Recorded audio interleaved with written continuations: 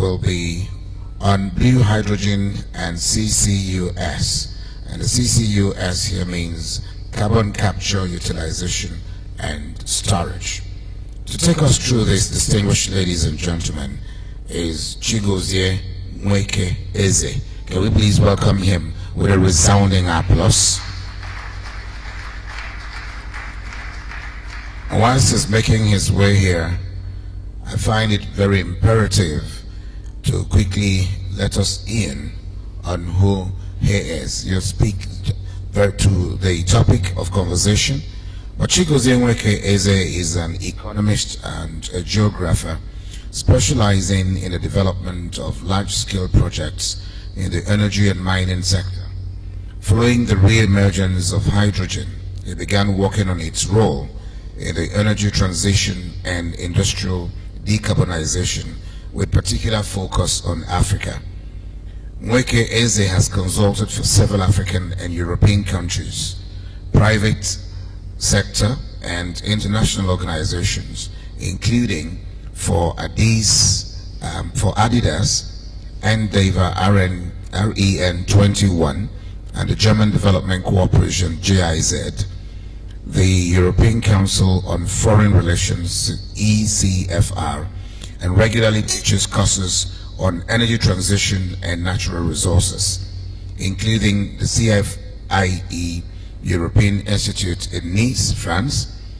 He previously worked as a research associate at the Department of Geography, University of Bonn, Germany, and at the Research Institute of Sustainability in Berlin, Germany.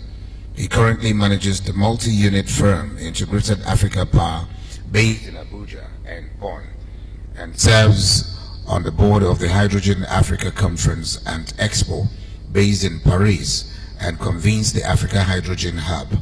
His insights in the energy industry are regularly featured in public outlets, including the PV magazine Global and Deutsche Welle and The Times.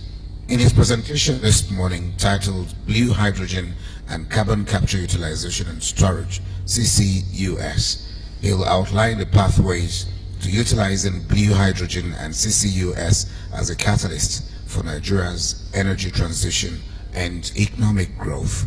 Distinguished ladies and gentlemen, if I'm not asking for too much, I'd like that we please welcome him to the podium to his presentation. Please let's welcome Chigozie Nweke-Eze. And your time starts now. Thank you very much.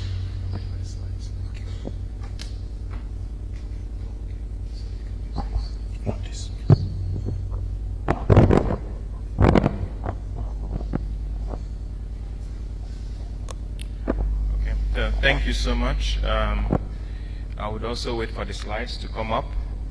While it does, I just want to start by thanking the organizers of the conference.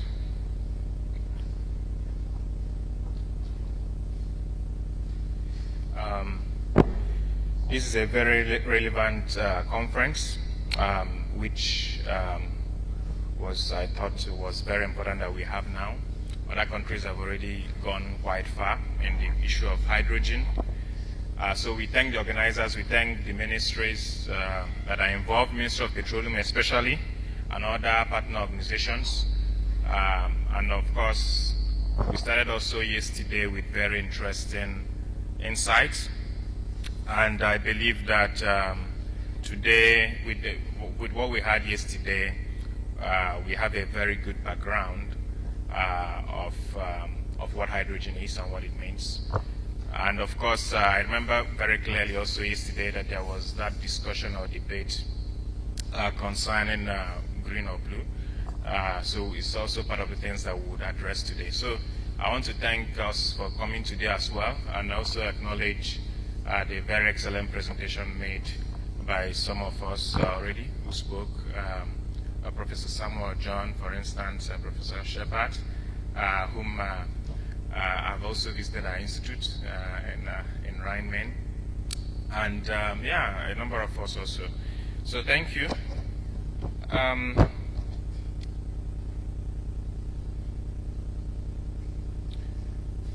would now start to present, if the slides can come up.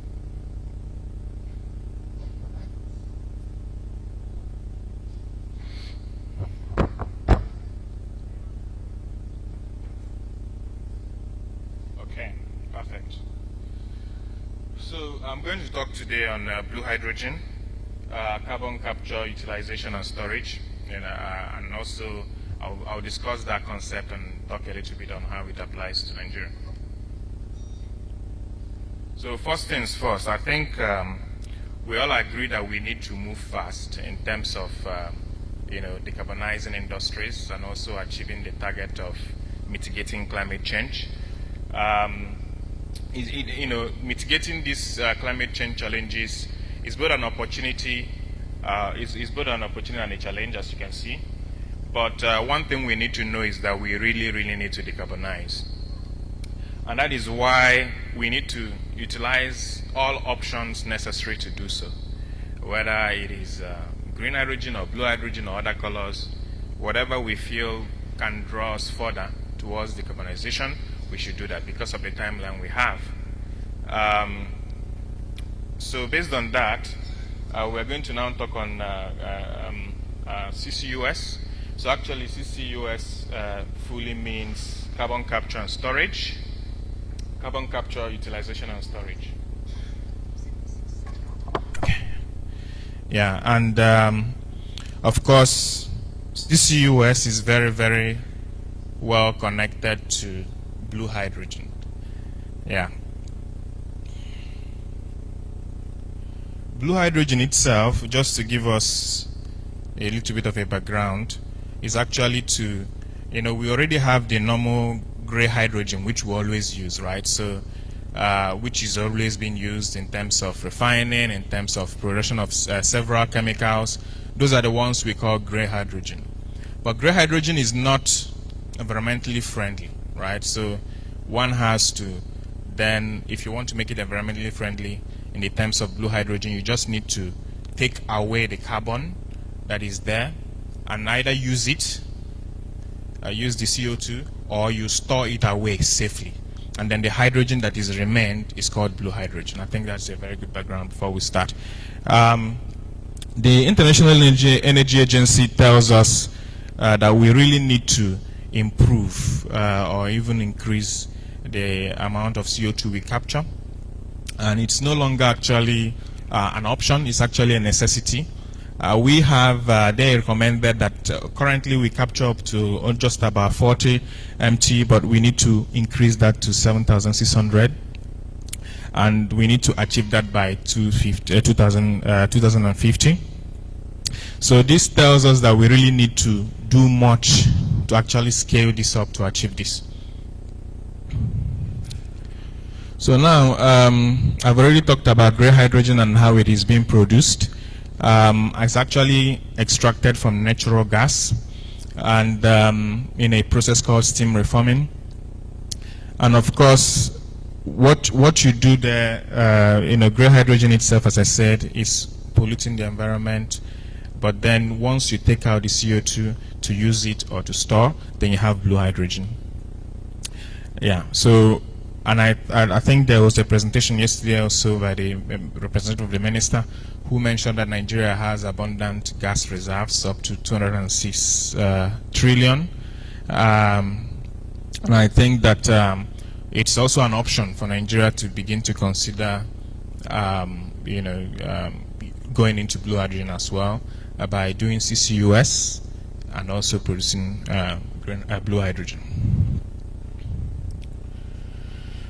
Yeah, so when it comes to blue hydrogen itself, it's captured definitely, during from natural gas.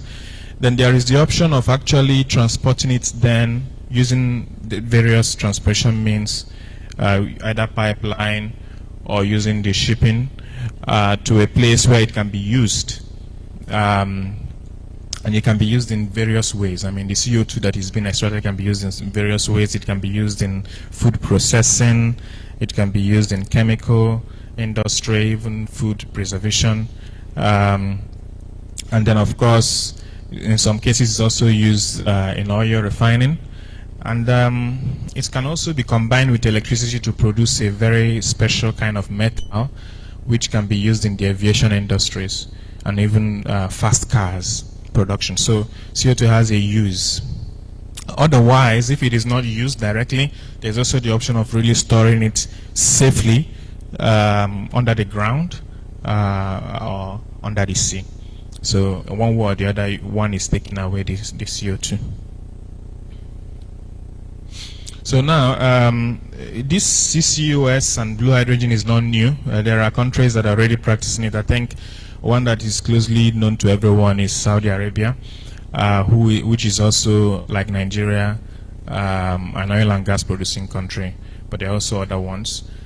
So they're already implementing this. And for them, they actually use that CO2 that is being extracted to actually in oil recovery, that's in oil refining. Then they also use it to do chemicals and methanol and for industrial use.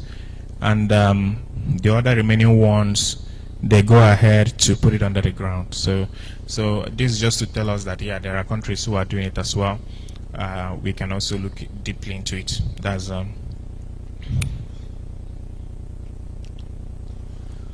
okay, so what's now the relevance?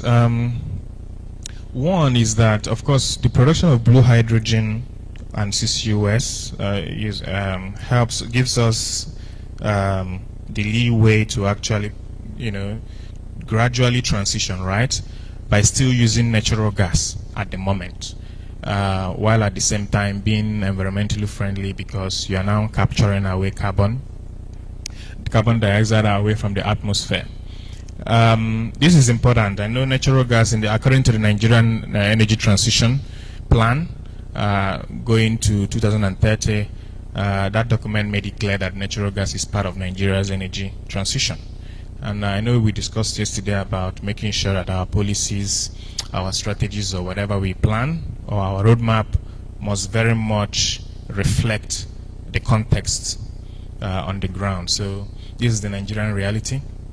We have abundant natural gas. Then we have to be innovative in ways we can use it to align to the decarbonization goals that we've been talking about. So hydrogen, of course, would play a role, a huge role, especially blue hydrogen as we are moving forward to 2050. We continue to play a role in steel industry, chemical industry, cement industry, and of course, and this is estimated to actually continue to grow. As time goes on, countries they will also have countries that are also going to import blue hydrogen as well as green. And I think that there was a discussion that was also going on yesterday about which one to choose. My own thesis is that why don't we pursue both? Why don't we pursue both? I mean, where we find it viable to do green hydrogen, we can do it in a scale. If we get grants or concessional loans, we can invest in it. However, like for instance, the Ministry of Petroleum could also, and other related entities that are related doing natural gas and petroleum could also invest in blue hydrogen, and both of them can also go hand in hand, and the benefits can be utilized. So the table there is actually that graph, different processes of doing blue hydrogen, but I just want us to show very clearly that other countries are already doing this blue hydrogen, for instance, and you can see the top countries located there. So in Great Britain, for instance, you have about 14 projects currently going on in CCUS and blue hydrogen. You also have countries like United States, Canada, Australia, even Netherlands, China, Norway, France, Korea, and New Zealand. These are countries that are also, some of them, as you can see, have these natural resources, and they are also practicing it already. Countries like Netherlands are doing both green and blue hydrogen. So, as I said earlier, it's not supposed to be either or. Both can also be pursued in a way that it benefits the country. And there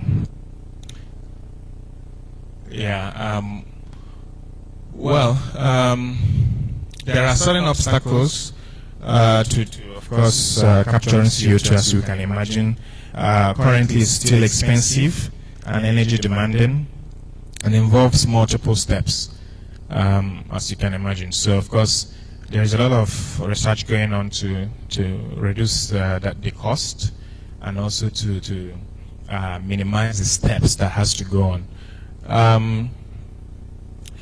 Of course, in places where this carbon can be captured or used immediately, it of course means less cost. So of course, if projects are planned in such a way that the carbon that is being sequestered, the carbon that is being extracted is also used immediately in the industries that they are supposed to use, that means that one has a cost.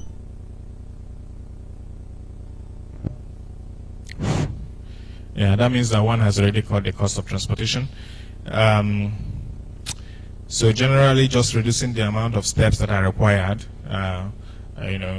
for this to be used, CO2 to be used, means lesser cost generally.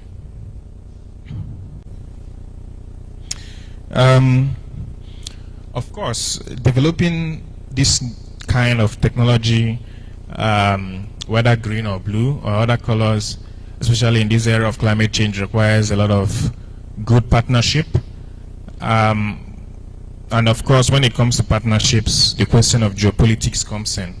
So different countries have their own different geopolitical interests, and that is also one of the reasons why it's very important for every country to come up with their own strategies, their own roadmaps, their own policies, which can now guide their engagement with other countries in the context of partnership, especially relationships that are win-win situation. Of course, in the context of Nigeria, whatever we do in the energy sector has to have a very direct link to industrial development, job creation, reduction of poverty, and things like that, okay? But of course, we also live in the reality of climate change, and Nigeria has also committed to a lot of that. So there is always that conflict between balancing economic growth and industrialization and development with the realities of meeting climate change. I think this is a discussion that we also need to bear in mind when also making context-specific strategies that apply to Nigeria. Yeah, so of course, issues of cost, speed, of course, making sure that there is no compromise in quality. These things are very, very important for CCUS and blue hydrogen to scale. I've already referred to the priorities of each of the countries. And again, one thing that is very, very important in development of any large-scale project is sustainability. So that is to say that this project, one, of course, you do it for it to be economically viable, but you also have to think of the environment. There has been cases also where renewable energy projects have proven to also cause some sustainability issues. So these are supposed to be avoided.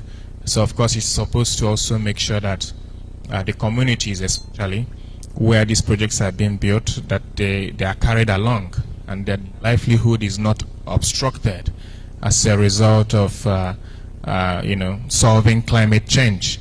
So this is also a very burden area to pay attention to, or situations whereby the environment or certain areas of the environment is affected in the process of also climate change. So the sustainability principles are also very, very important to consider here. And it's becoming more and more important, especially for those who are seeking development financing. So you have a lot of development financial institutions putting up a lot of criteria to ensure that sustainability principles are met. But generally, developers and also governments, in terms of policy making, should ensure that sustainability is also important, very well considered. So I will just conclude. This was supposed to be very short. So I will conclude by asking us to consider some key recommendations when it comes to blue hydrogen, CCUS, and other related technologies. I mean, I'm not against anyone particularly. So I think we've already done quite some research when it comes to green hydrogen in Nigeria. I mean, I was also involved in doing some of those research. But I think that we've not really paid a lot of attention to at least research and see the viability of blue hydrogen and CCUS. I think we need to pay a little bit more attention to that angle to see whether, to what extent it is relevant for Nigeria in a very concrete terms. Okay, now after that, we need to think very carefully about coming up with a specific national strategy for approaching hydrogen, and this strategy can be can incorporate both green and blue hydrogen. Doesn't have to be only one, so that we are able to clearly state conditions to the extent to which we can go with a particular kind of hydrogen, under which contexts and things like that. So we need a strategy. Many countries already come up with strategy, their strategy document, and we need a roadmap. That is the steps with which we take to develop this. I think it's going to be a very bold statement to investors that we are ready to actually accept investments in terms of hydrogen. It's also very, very important to establish partnerships with other countries and to also learn from countries who are advancing in hydrogen. You know, a number of African countries already moved ahead in this hydrogen discussion. We listened to the example of Namibia yesterday. You also have South Africa moving quite ahead. You also have countries like Egypt. You have Mauritania, and you have Kenya. So you do have some, at least within Africa, some countries as well who are pursuing green hydrogen. It's important to understand what they are doing and how we can cross-learn from each other. And regional cooperation within Africa is important, but also international cooperation, cross-border cooperation with countries like Europe is important. We also had a presentation yesterday. You know, it's clear that Europe wants to import green hydrogen up to 2050. So how do we situate ourselves in terms of achieving that, for instance? So it's through partnership, right? And then you know also of other countries who are interested importing hydrogen, countries like South Korea, for instance, Japan, and other countries.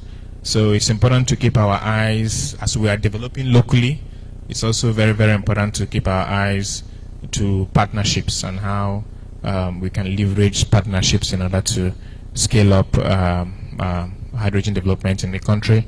Of course, I just want to also mention the issue of economies of scale and risk mitigation that can also come as a result of good partnerships. It's very important to bear that in mind. And lastly, so we're now going to talk of, I think it's time for us to now begin to establish some test and demonstration centers to accelerate the development of affordable technology. So we need to now begin, after we've done the research stage, we need to at least have some pilots where we can demonstrate that this thing works, this is how it works, and so that from there we can then scale. So thank you so much for your audience, and feel free to talk more. Yeah, thank you.